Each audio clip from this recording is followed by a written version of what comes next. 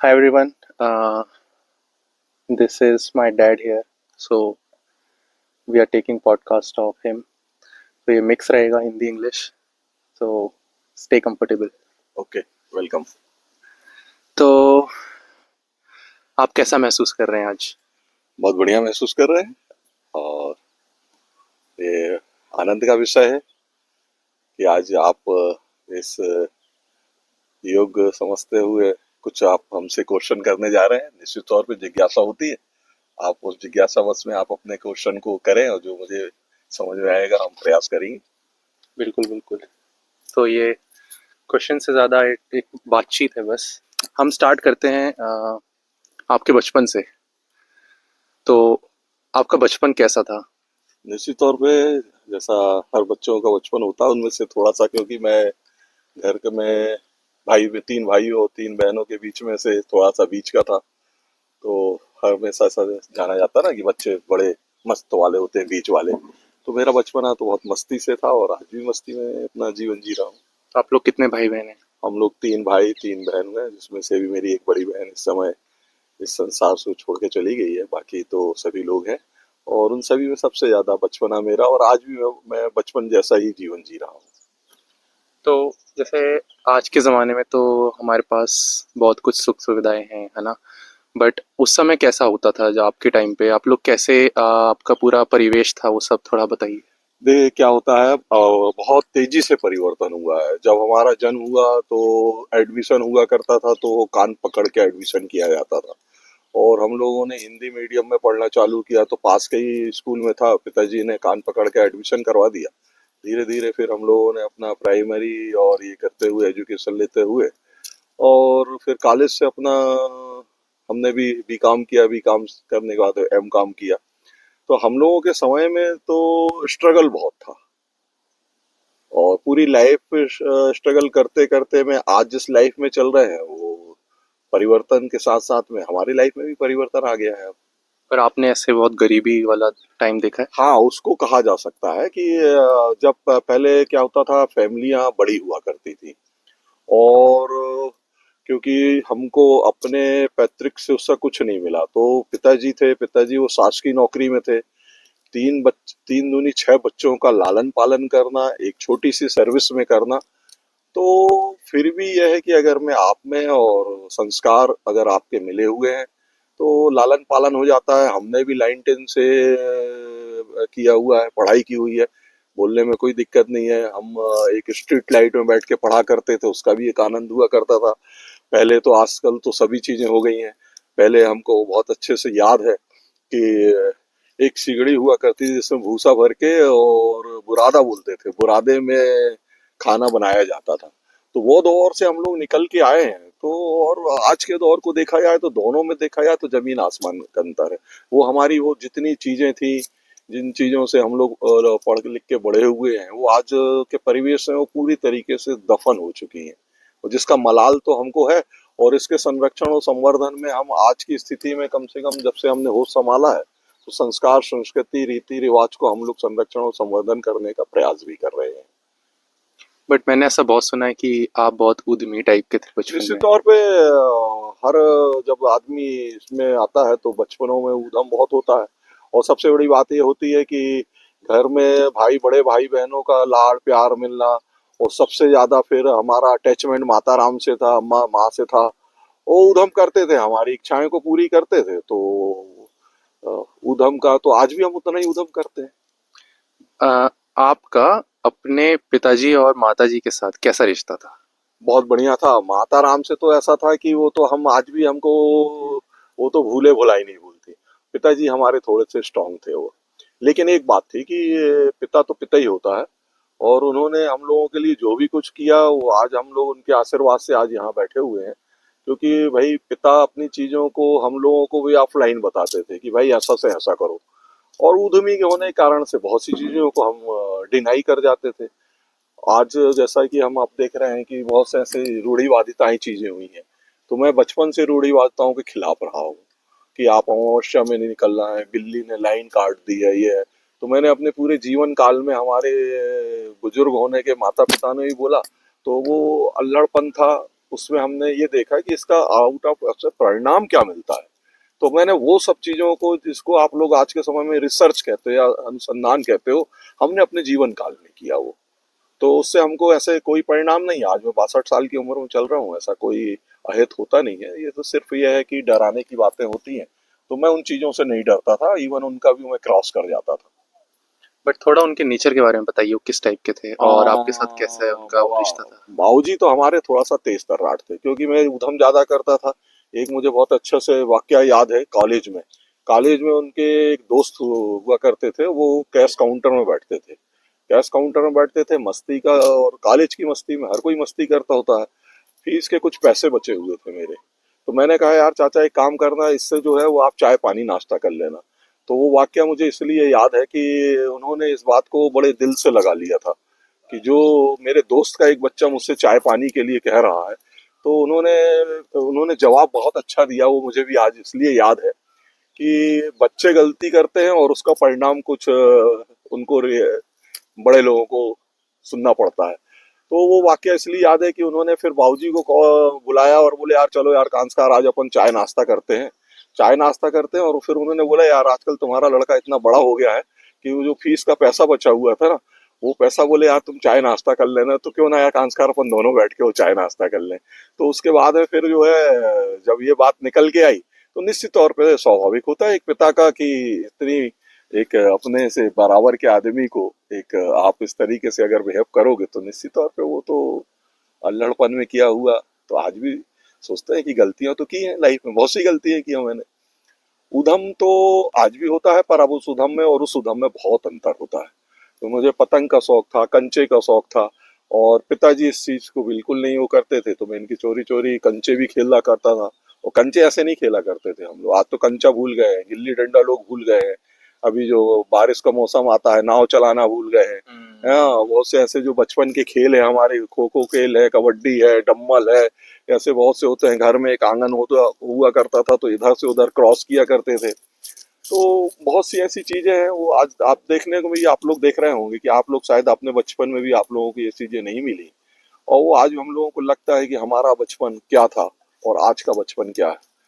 तो बट ऐसे आपके पेरेंट्स बहुत सपोर्टिव थे उस समय या फिर उनके तरफ से भी बहुत रिस्ट्रिक्शन रहता था? नहीं, इतना रिस्ट्रिक्शंस नहीं था हमारे यहाँ। बाबूजी का एक बहुत अच्छा कंसेप्ट था। उस कंसेप्ट को हमने भी आप लोगों पे भी अप्लाई किया है कि बड़ा अच्छा था कि आप अपना फोकस करो, पढ़ाई लिखाई में करो, और अपने से बन जाओ, और फिर जो करना है वो करो। तो हमने तो स्ट्रगल बहुत किया। मेरे जीवन का स्ट्रगल ये बता दूं कि मैंने रातों रात बीकॉम सेकेंड ईयर में डिस्ट्रिक्ट का टॉपर बना मैं। ठीक है। एक ही दिन में मेरी किस्मत भी चमक गई। फिर मेरा पिताजी से ये कहना था कि मैं सागर यूनिवर्सिटी में पढ़ूंगा, डॉक्टर हरी सिंह गौर वाली जो यूनिवर्सिटी पहले सागर ही हुआ करती थी। तो अब फिर वही बात आती है ना कि जहाँ एक तनख्वाह हो रही है और तीन भाई और तीन बहन है, उन्होंने बोला नहीं यार तुम यहीं पढ़ो यार करके। तो वो एक मेरे दिमाग में तो है कि शायद अगर वहां से पढ़ता तो कहीं और होता। लेकिन इस बात का संतुष्टि है कि हो सकता है उसमें कुछ राज छिपा है। तो आज जो हमको उपलब्धियां मिली हैं वो उनकी आशीष से मिली हुई हैं। तो ऐसा करते हुए फिर मैंने बीकॉम किया। बीकॉम करने के बाद एम कॉम किया। एम कॉम में अभी इतनी ज्यादा स्थितियां बन गई थी हमने कि हमारे पास में बड़े अच्छे अच्छे दोस्त हैं सबके पास में, क्योंकि पैतृक संपत्तियां हुआ करती थी। तब हमारे पास में एक एटलस साइकिल थी। मैं एटलस साइकिल से कॉलेज जाया करता था। पर मेरे दिमाग में कभी नहीं आया कि कौन के पास में क्या है, और आज भी नहीं आया है। तो मेरा जीवन अच्छा रहा है क्योंकि उनके संस्कार अच्छे रहे हैं। और उन्होंने फिर, मैंने एक समय मेरा दौर ऐसा आया कि आप भी काम कर लो, और उसके बाद में नौकरी नहीं लग रही थी। तो अच्छा। एक यहाँ पे हमारा क्षेत्रीय विद्युत मंडल का कार्यालय खुला। वहाँ के एक एमडी थे। उन्होंने बोला आपको मीटर रीडिंग आती है? मैंने कहा रीडिंग आती है। मैंने रीडिंग किया। बोले आपको रीडिंग करना पड़ेगी। अब आप एक बात बताओ, उस समय का बी काम किए हो बच्चे को एक एमडी जो है वो रीडिंग के लिए लगा रहा है। लेकिन मुझे उस समय पॉकेट खर्च निकालना था। मस्ती थी हम लोगों की, बहुत बड़ा ग्रुप था हमारा। तो हमने क्या किया कि 7 रुपए से रीडिंग चालू किया। और आपको बताने में मजा आएगा मुझे कि वो रीडिंग ऐसा नहीं थी। हमारा यहाँ से जो कहरपुर से चालू होता था, कहरपुर है, मलारा है, मलारी है, ग्वारा है, और प्रेमपुर के आगे तक के हम जो है गांव गांव में रीडिंग करने जाते थे, खेतों में रीडिंग करने जाते थे। और ऐसा होता था कि थोड़ा सा माँ हमारी व्यथित हो जाती थी कि तो ये बताओ। कितने किलोमीटर आप कवर करते थे? हमने बहुत कवर किया। अगर आप मेरे पैर में अभी जो नसें फूली देख रहे हैं ना, वो साइकिल की वजह से है। तो 7 रुपया दिन में हमने मीटर रीडिंग करके कमाया। फिर एक दिन मेरी एमडी से भी, क्योंकि मैं जैसा तेज स्वभाव का था कि मुझसे कम पढ़े लिखे लोगों को उन्होंने टाइपिंग में लगा रखा था, मैं ओ। टाइपिंग पास में भी था। तो मैंने उनसे बोला कि सर आपने 1 महीने के लिए बोला था और अब 1 महीना हो गया है, तो मुझे अब ऑफिस का टाइपिंग का काम दे दो। तो उन्होंने तो कुछ अपशब्दों का उपयोग किया। अच्छा।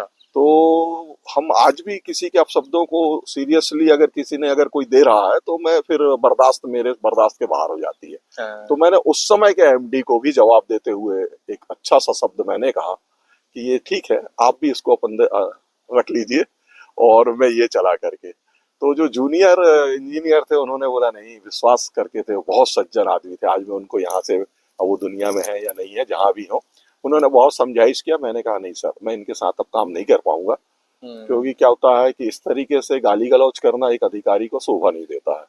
तो फिर मैंने ताव तुर्रे में इस प्रकार से वो वाला एक जॉब छोड़ दिया। और फिर उसके बाद में फिर यह है कि अपना भटकाव चालू हुआ।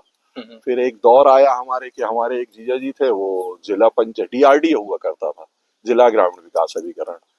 तो घर में आए तो माता राम हमको लेके थोड़ा सा ज्यादा चिंता रह करती थी कि ये बहुत उधम करता है, किस किस के कुएं लेके आ जाता है, फिर लोग इसकी कंप्लेंट करने आते हैं। तो अच्छा था, उन्होंने बोला एक काम करना कि कल से हमको इसको हमारे ऑफिस भेज देना, क्योंकि टाइपिंग भी किया हुआ था मैंने। टाइपिंग उस समय मस्ट हुआ करती थी, तो टाइपिंग निकाला। ऐसे करके फिर हम जिला पंचायत में लग गए, क्योंकि उस समय नौकरियां बड़े आसानी से मिल जाया करती थी। अच्छा। फिर डेली बेसिस में हमने जिला ग्रामीण विकास विभाग में नौकरी चालू कर दी। पर आप जैसे जब यंग थे तो उस समय आपने कुछ सोचा था कि मुझे ये बनना है या ये करना नहीं, है? मेरे दिल और दिमाग में ये तो बिल्कुल कुछ भी नहीं था, क्योंकि हम्म। मस्ती का दौर हुआ करता था। ऐसा कोई टारगेट लेके इंसान चलता नहीं था। ये था कि भाई लग जाएंगे, अगर पढ़ेंगे लिखेंगे तो लग जाएंगे। हमने एक दो एग्जाम भी दिया। हम्म। एग्जाम में पास नहीं हो पाए, हमारे साथ के एक दो लोग हो गए, तो अच्छी बात थी और हम इस लाइन पे आ गए। फिर हमने यहाँ से पीछे पलट के नहीं देखा और फिर टाइपिंग करते गए। फिर उसी कार्यालय में जब आपका वर्क शिप अच्छी होने लगी तो अफसर खुश होने लगे। फिर धीरे धीरे धीरे धीरे एक दौर आया हमारा कि आज हम जो है वो एक डिस्ट्रिक्ट लेवल का एक पद आया था उस समय। फिर 88 में मेरे को वहाँ पे नियुक्ति मिली। पहले तो एलडीसी मिली, एलडीसी के बाद में फिर एक मैनेजर के पद पे अपॉइंटमेंट हुआ। और उसमें हमारे जितने अधिकारी थे उन्होंने बहुत सपोर्ट किया। इवन हमारे जो कलेक्टर चेयरपर्सन हुआ करते थे वो हमारे काम से प्रभावित थे और उन्होंने मुझे फिर वो नियुक्ति किया। फिर वहां से मैं, आज मुझे 32-34 साल सर्विस करते हो रहा है और जीवन का आनंद ले रहे हैं। तो ये गवर्नमेंट जॉब जो लगी आपकी, इसमें आपने आपका सबसे बड़ा हाथ किसका था? सबसे देखिए, वो तो हमारे जीजा जी जिन्होंने हमको तो जिला ग्रामीण विकास में अपॉइंट कराया। उसके बाद में फिर हमारे एस के गुल्हानी साहब थे, वो हमारे प्रोजेक्ट ऑफिसर थे। और उनको, क्योंकि वो थे और कलेक्टर जो हुआ करते थे चेयरपर्सन हुआ करते थे, उन वो हमसे बहुत काम लिया करते थे गुल्हानी साहब। गुल्हानी साहब इतना है कि कोई भी काम हुआ करता था वो हमको ही बोला करते थे। तो उनकी कृपा दृष्टि हुई, आज वो संसार में नहीं है। उन मेरे भविष्य बनाने में उनका पूरा योगदान है। और कलेक्टर श्री एस भी प्रभात हुआ करते थे, वो भी बहुत सपोर्टेड थे। उन्होंने फिर मेरा अपॉइंटमेंट किया और बाकायदा इंटरव्यू हुआ मेरा उनके सामने। और फिर मुझे ये मैनेजर के पद में, क्योंकि डिस्ट्रिक्ट लेवल पे उसको अपॉइंट किया जाना था और सेंट्रल गवर्नमेंट की स्कीम थी, ऐसे करके मुझे ये पद प्राप्त हुआ और फिर हमने उसमें काम प्रारंभ किया। अब मैं कुछ पूछना चाहूँगा, जैसे आपका गेटअप बहुत यूनिक है और दूर से ऐसे देख के लगता है कि जैसे कोई ऋषि मुनि या कोई बाबा जी का गेटअप है। तो ये आप मुझे दिखाई देता है कि इस गेटअप ये रखने के पीछे क्या ये कारण है? बहुत अच्छा प्रश्न है। ये क्या होता है, लोग सोच लेते हैं कि जब इंसान अवतरित होता है ना, जब हमको बोध हुआ, ज्ञान हुआ, तो ज्ञान भी कैसे होता है। एक वाक्य तो मैं बताना जरूर चाहूंगा आपको कि जब मैं बहुत ज्यादा उधम किया करता था तो हमारे एक पुरोहित हुआ करते थे जो घर में पूजा पाठ कराते थे।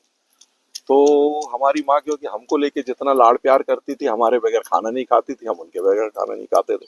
हम्म। तो एक बार में एक पूजा चल रही थी घर में, हर छठ या तीज की जो भी पूजा हो रही थी। तो उन्होंने महाराज जी से बोला, महाराज जी इसको बताओ ना कैसे लाइन में लेके आए, ये किसी का ही कहना नहीं मानता है। तो बात वही होती है कि घर के लोगों का लाड़ प्यार की वजह से घर के लोगों का जनरली लोग कहना नहीं मानते हैं, लेकिन अगर हम्म। बाहर वाला कुछ कहता है ना तो उसको सीरियसली ले लेते हैं। ऐसा ही सीरियसली लिया मैंने। और हमारे हमारे वो भी इस दुनिया में नहीं है, वो हमारे प्रथम गुरु हैं जिन्होंने मुझे बजरंग सरकार की सेवा में लगाया। और ऐसी सेवा में लगाया, उन्होंने मुझे कुछ ट्रिप दिए थे, कुछ उपाय बताए थे कि आपको कैसे बजरंग सरकार की आराधना करना है। तो अस्पताल के पीछे जहाँ भी आपको हमने आपने देखा होगा, आप लोग सब लोग जब घर आए तो हमने वहाँ सुंदरकांड कराया। वहां पे हम जाके अपने हाथ से उड़द की दाल को पीसा करते थे और उसके घी के दीपक जलाया करते थे। तो मैंने बजरंग को अपना समर्पण चालू किया। और फिर ऐसा दौर आता गया कि बहुत से बदलाव जीवन में फिर आने लगते हैं। पर उसके पहले तक आप विश्वास नहीं रखते थे? नहीं, विश्वास तो थर्ड आई पावर पे तो विश्वास रखना पड़ेगा। हम रूढ़िवादिता पे हम उसमें जो नेगेटिव बातें हैं वो मैंने शुरू से नहीं रखी अपनी, जब से होश संभाला ना तब से नहीं रखा। तीसरी आंख को माना और पूरे उसमें हमने अभी तक के तो पता नहीं मुझे कितने अनुष्ठानों का मैं सानिध्य प्राप्त हुआ है। तो हमको पूरे उसमें यह है कि हमको हनुमान का चरित्र बहुत अच्छा लगा है कि उनकी डिक्शनरी में नथिंग वर्ड नहीं है। पूरा उन्होंने सकारात्मक सोच लेके और पूरे जीवन किया है। तो मेरा ऐसा मानना है कि अगर आप ये बजरंग सरकार के चरित्र को पकड़ते हो ना तो आपकी जीवन की पूरी कायाकल्प हो जाएगी आपके पास में, जिसको आदमी अपने प्रतिफल की आशा से काम भी नहीं करना चाहिए। क्योंकि तीसरी आंख को मालूम होता है कि आप अगर दरबार में जा रहे हो या आप कुछ सोच रहे हो तो वो आपके सोचने के पहले वो एक्सेप्ट कर लेता है आपकी चीजों को। वो हमने अपने परिवार के ऊपर देखा ना कि आज हम जहाँ बैठे हुए हैं वो उनकी कृपा है। आज हम जहाँ हैं वो हमारे बजरंग सरकार नर्मदा जी के माता पिता और शुभचिंतकों की है ये। अब रहा सवाल मेरे गेटअप पे अगर आएंगे तो गेटअप ऐसा है, धीरे धीरे धीरे धीरे आप जब कल्पनाशीलता पे जाते हैं ना तो आपके चेहरे में एक माइंड में एक सेटअप आता है। आप वो सेटअप मेरे मन में था और जब हमने किया तो वो स्वरूप मेरा खुद को निकल के आया है। इसलिए जब लोग घर के परे तो स्नेह बस लोग बोल देते हैं आप ऐसा कर लो वैसा कर लो। और दूसरी बात यह है कि गेटअप में लाने का एक हमारे प्रकाश श्रीवास जी का भी हाथ है। कैसे? ओ, जब भी जाओ उसके पास में बहुत भीड़ हुआ करती थी। अरे भैया आप थोड़ी देर में आना, 5 मिनट में आना, 10 मिनट में आना। ऐसे करते करते एक दिन पूरा टाल दिया उन्होंने। मेरा उस दिन से दिमाग खराब हुआ कि अब साले को दाढ़ी में हाथ ही नहीं लगाऊंगा। और फिर मैंने दाढ़ी बनवाना और बाल बनवाना बंद किया तो उससे बहुत सुंदर गेटअप आया मेरा। और गेटअप आने के बाद में हम फिर कह रहे हैं कि जब से हम इस आध्यात्मिक और धार्मिक क्षेत्र में आए तो फिर आप अंदर से जितना रंगे हुए हो उतना बाहर से भी होना चाहिए। आप ये नहीं है कि आप कह कुछ रहे हो और कर कुछ रहे हो। मैंने अपने जीवन में, क्योंकि मैं अर्थार्थवादी हूँ, प्रकृति से मेरा आत्मसात है, तो मैं लोगों को बोलता हूँ कि आप यथार्थ में जियो और प्रकृति के साथ में जियो। क्योंकि आप प्रकृति और यथार्थ से हो, आपसे प्रकृति नहीं है। इसलिए ईश्वर को मानो। पर आजकल ईश्वर को भी हम लोग क्या होता है घूस लेने की बात करते हैं। मैंने अपने जीवन में कुछ भी रखा नहीं कि मैं ये कर दूंगा तो ये हो जाएगा, ये कर दूंगा तो ये कर दूंगा। और ईश्वर ने आपको भी, अभी देखो मेरे 2 बच्चे हैं उनमें से आप भी अपनी मेहनत से आगे आए। हमने अपने अपने इस आध्यात्मिक और धार्मिक जीवन में कभी हम लोगों को फोर्स नहीं किया, क्योंकि आपका बचपन था, आपने उसको बड़े उससे लिया, बिटिया ने भी लिया। अब जब सब कुछ हो गया है तो वो हम भी आप लोगों को सलाह देते हैं कि तीसरी आंख को या बजरंग सरकार के अपने चरित्र को अपने जीवन में अप्लाई करो और अपने जीवन को लो। जीवन बड़ा सूक्ष्म होता है। पर जब आपको उन्होंने पहली बार इंट्रोड्यूस कराया, उसके पहले तक आप बिल्कुल पूजा पाठ नहीं करते थे, है ना?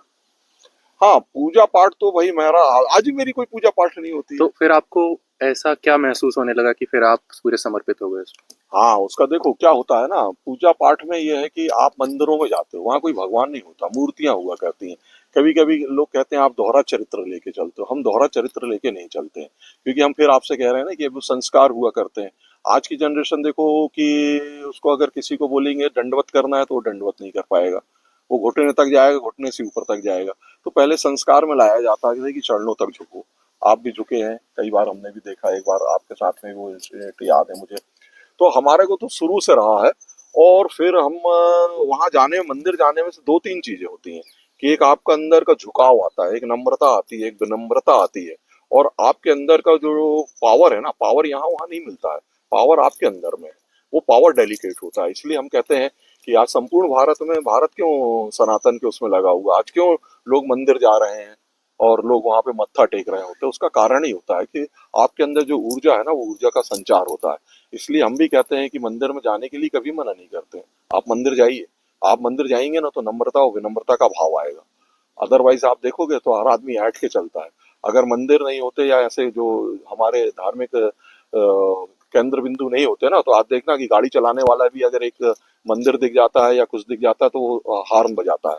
प्रैक्टिकल बात कर रहा हूँ मैं आपसे। तो उसके पीछे का कारण ही यही है कि कोई तीसरी आंख हमको देख तो रहा है, तो तीसरी आंख को सदैव अपने साथ में अपने अंदर लेके चलो, फिर वो आपके साथ में चलना प्रारंभ कर देता है। और आपके लिए भगवान की क्या डेफिनेशन है? भगवान फिर बोल रहे हैं ना कि भगवान का वही है कि ये सृष्टि जो आप देख रहे हो, कितनी खूबसूरत सृष्टि बनी हुई है। तो बाकी क्रिएटिविटी तो इंसान कर रहा है, पर इंसान के बाद में भी कोई एक ऐसी शक्ति तो है जिसको पूरा विश्व डिनाई नहीं कर सकता है। और वो आप देख भी रहे हो कि जब वो अपनी अपनी पे आ जाता है ना, तो फिर इंसान हेल्पलेस हो जाता है। इसलिए हमेशा ये देखो कि जो तीसरी आंख है ना, उसको हर नाम अलग अलग दे दिया गया है, पर हाँ। काम एक ही है। काम एक ही है। तो उस इसलिए तो हम प्रकृति की बात कर रहे हैं, जिसको आप भगवान बोल रहे हो। तो नेचर है वो। नेचर अपने समय समय पे कैसे प्रलय लेके आता है, कैसे पॉजिटिविटी लेके आता है जीवन में लोगों के लिए, और पूरे संपूर्ण उसके सृष्टि के लिए करता है। वो ऐसा नहीं है कि पर्टिकुलर सुधीर कांस्कार के लिए कर रहा है वो। पर सुधीर कांस्कार उसका एक हिस्सा है। तो वो हिस्सा है क्योंकि उसने उस चीज को नजदीक से देखा हुआ है। तो वो लोगों को भी अप्लाई करने के लिए बोलता हूँ, पर फोर्स किसी को नहीं करता कि मेरे को अप्लाई करो आप। पर काफ़ी लोग, मैंने ये देखा है कि शायद वो कंफ्यूज हो जाते हैं या फिर अ, वो इस गलत फहमी में भी आ जाते हैं कि पूजा पाठ करना और मंदिर जाना वही भगवान को मानना है। तो क्या ये सही बात है? बिल्कुल नहीं है, सही नहीं है। देखो, एक बात होती है ना कि जब इंसान के पास में सब चीजें उसके अनुकूल मिल जाती हैं, और जब अनुकूल परिस्थितियों में कोई प्रतिकूलता आती है या कोई नकारात्मक चीजें उसके साथ में काम करना चालू कर देती हैं, तब उसका झुकाव कहाँ होता है। जैसे आप अभी चल रहे हैं, बढ़िया चल रहे हैं, आपको खून की गर्मी है, आपका खून का संचार अच्छा हो रहा है, आपके पास में आपके बाप दादाओं की प्रॉपर्टी है, आपने अगर मेहनत किया है तो आपकी प्रॉपर्टी आपके पास में है। तो आप ये सोचने लगते हो कि ये सब कुछ मेरा है, हाँ या ना। और जैसे ही एक पिन टूटती है या आप पग में चलते हो और एक कांटे की चुभन होती है आपको, तो जो चुभन का जो दर्द है ना, अगर वो दर्द नहीं जा रहा होता है या फिर आपकी कोई ऐसी चीजें जो आपके बस में नहीं हुआ करती हैं, तो उसके सोल्यूशन के लिए फिर भागता है आदमी, नहीं भागता है। आप आप दवा खाना जाओगे, आपका दवा से काम नहीं बन रहा है, दुआ से काम नहीं बन रहा है, तो फिर आप तो किसी न किसी नीम हकीम खतरे जान के पास जाओगे। तो हम ये कहते हैं, नीम हकीम खतरे जान कोई नहीं है मंदिरों में। इसलिए वही बात बोल रहे हैं ना कि आप फिर थर्ड आई पावर की तरफ आपका झुकाव होता है। और जब वहां जाना आप चालू कर देते हो, तो एक अंदर से ऊर्जा संचारित होती है।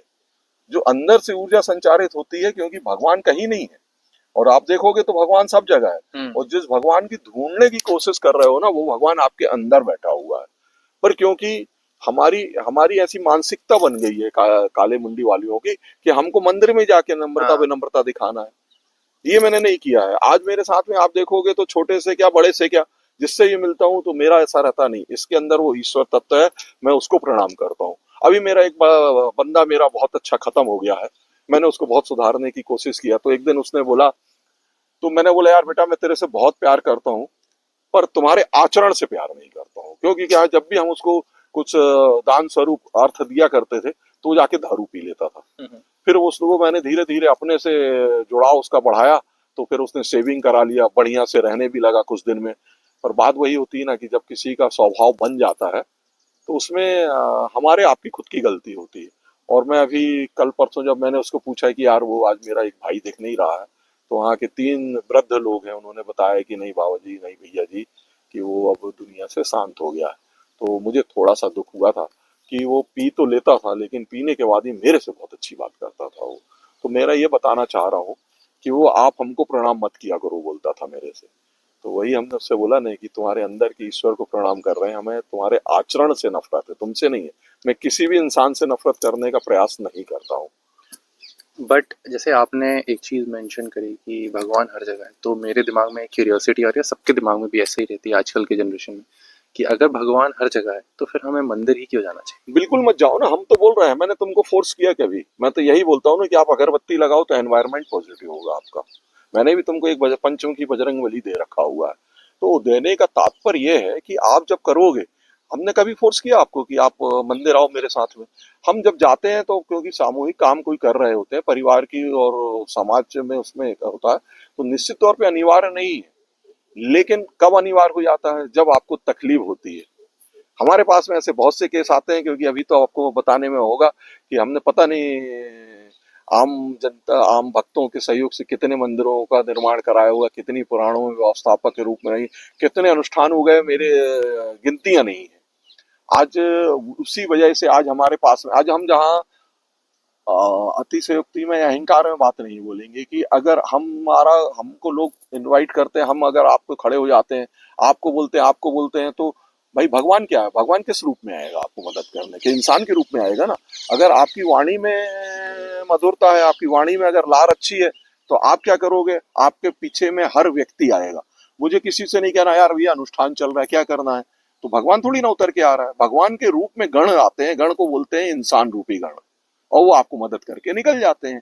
तो यही तो चीजें होती है ना। तो हम फिर आपसे कह रहे हैं ना कि भगवान को मानो, आप घर में मानो नहीं मानो कोई जरूरी नहीं कि ढोल नगाड़ा लगा के पूजा पाठ करो, पर क्योंकि ये संसार, जब तक कोई चीज दिखती नहीं है ना, तब तक उसके पीछे उसका झुकाव नहीं होता है।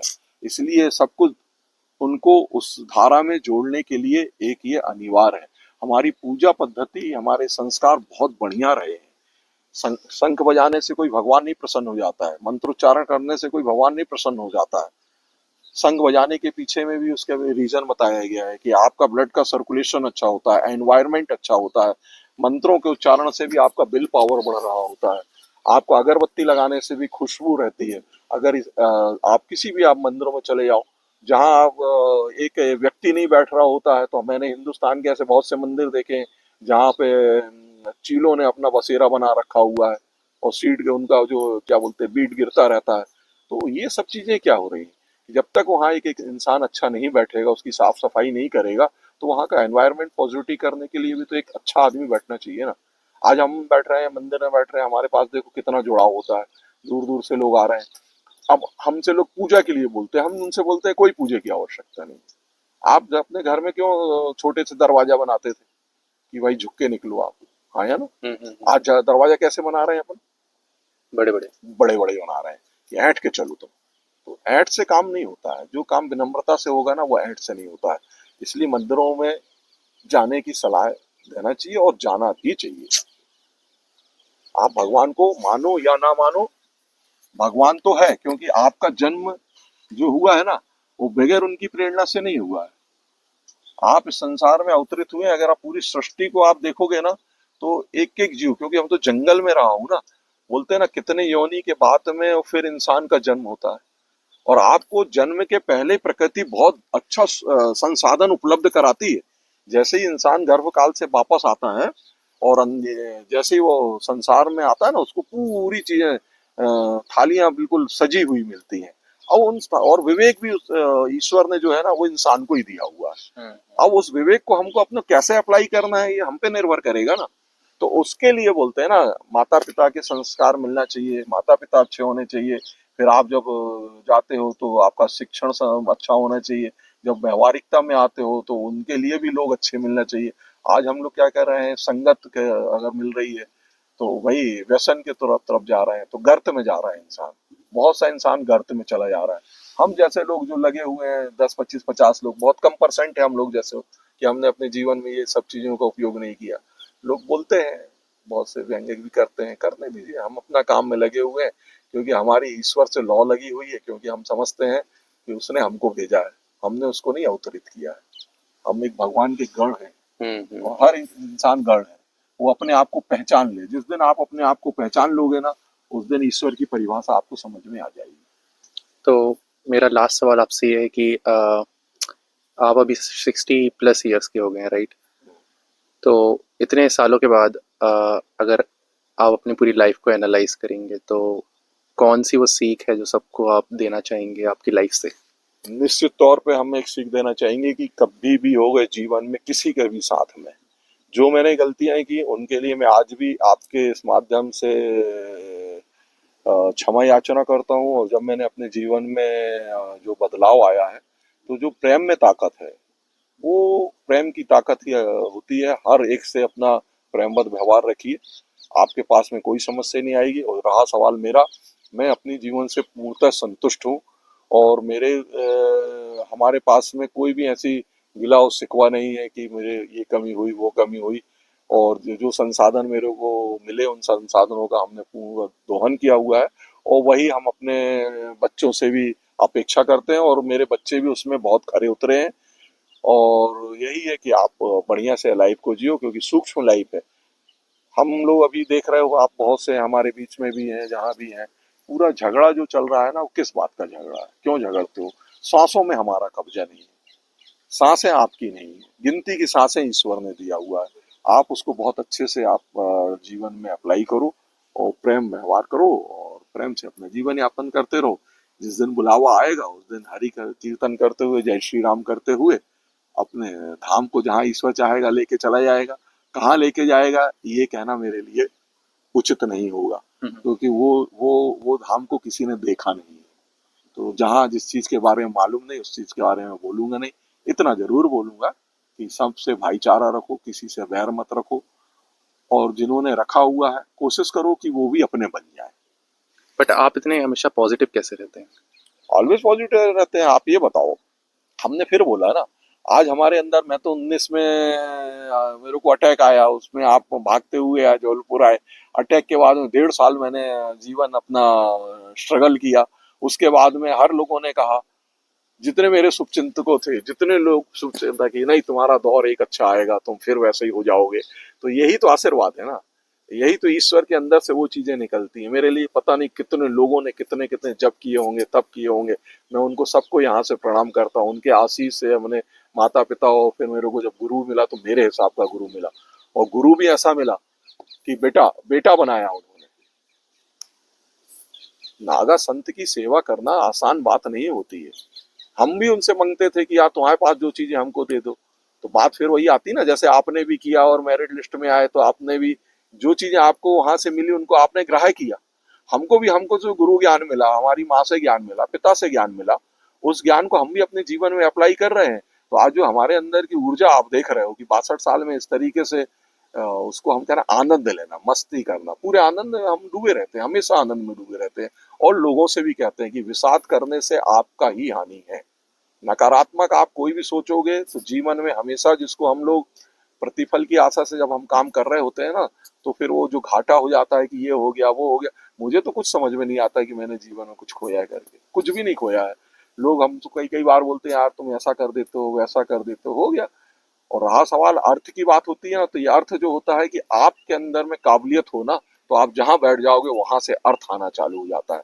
पता नहीं मुझको मेरे स्वरूप को देखते हुए या मेरे व्यवहार को देखते हुए कितने लोग दान देने की कोशिश करते हैं, पर हम बिल्कुल नहीं करते हैं। सिर्फ मैंने अभी तक जीवन में स्नेह बस 2 लोगों का एक दान स्वीकार किया है। एक अभी मुझे बहुत बढ़िया, एक इतना भावुक हो चुका था वो व्यक्ति, तो उसकी मैंने धोती ग्रहण की, क्योंकि भाई उतने भाव से वो दे रहा था, तो उसको स्वीकार करने में कोई होता नहीं। लेकिन लेकिन कौन कैसा दान दे रहा है, ये भी बात आती है। तो दान लेने के लिए भी बहुत से लोग हैं, तो अभी हमने वो भी काम नहीं किया हुआ है। मंदिर में पता नहीं कैसे कैसे लोग आते हैं, हमारा ये काम हो जाएगा तो हम इतने हजार दे देंगे, उतने तो मैं क्या करूंगा उन 1000 रुपए लग के लिए। तो ऐसा नहीं है। आपके अंदर में अगर वो चीजें भावनाएं आएंगी कि ये सब चीजें बेकार भी हैं, पर हाँ, आपको कोई भी कार्यक्रम करने के लिए चीजों की आवश्यकता पड़ती है, और आवश्यकता में भी आप देखना है कि आप ही लोग आके उस आवश्यकताओं को पूर्ण कर देते हो। इसलिए मैं इतना ट्रस्ट करता हूँ अपने भक्तों के ऊपर में, अपने से जुड़े हुए लोगों में। मैं उनको प्रणाम करता हूँ कि उन्होंने आज तक मेरे को हमेशा सपोर्ट किया है, आगे भी उनका सपोर्ट मिलता रहेगा, और परिवार का सपोर्ट भी मिलता रहेगा, और मिल भी सही रहा है। है। ठीक है, तो बहुत अच्छा लगा आपसे बात करके, और आपको भी। देखो क्या, तो इसके माध्यम से तो जीवन इतना संघर्षमय रहता है ना, लेकिन संघर्ष कुछ नहीं है। हम्म। जीवन में संघर्ष से ही आदमी तब के निकलता है। और वो तब करने वाला आदमी नहीं बोलूंगा, फिर वो अहंकार नहीं है, अहंकार लाना ही नहीं जीवन में। हाँ, लेकिन ये जरूर लेके आना कि हम्म। भाई ये हम कर सकते हैं। आपके अंदर पावर डेलीकेट करो ना। आज हमको हम ये बताना हम जरूर चाहेंगे कि हम नई जनरेशन को, अभी हमने डिग्री कॉलेज हुआ और बमनी के कॉलेज हुआ, एक्सीलेंट स्कूल में हुआ, वहां पे बच्चों को मोटिवेशन स्पीच अभी हम देने का काम कर रहे हैं कि भटकाव बहुत हो गया है ना। हम जिस टेक्नोलॉजी से इतना आगे बढ़ रहे हैं उसकी वजह से हमारे देखो औसत आयु भी जा रही है। मानेंगे इस बात को आप? हम्म। क्योंकि हम विलासिता की ओर भाग गए हैं ना। हमने वो चीजें अपनी अप्लाई नहीं किया है जो हम लोगों के समय हुआ करती थी। इसलिए हम लोगों के समय के लोगों की औसत आयु अधिक है और आज के समय में औसत आयु कम है। बिल्कुल हम ये नहीं कहते हैं कि आप तकनीकी के साथ में भी चलो, पर हम अपनी पुरानी चीजों को भी लेके अगर चलेंगे और तालमेल बनाएंगे तो हम औसत आयु को भी फिर से वापस ला सकते हैं। युग भी वैसा आ रहा है। काफी ब्यूटीफुल मैसेज था ये सबके लिए। करना चाहिए और बढ़िया, हमारी शुभकामनाएं हैं कि आप इसी तरीके से हर एक चीजों को लोगों से मिलें और आम लोगों तक पहुंचाने का प्रयास करें। हमारी मंगलमय शुभकामनाएं आपको। Thank you.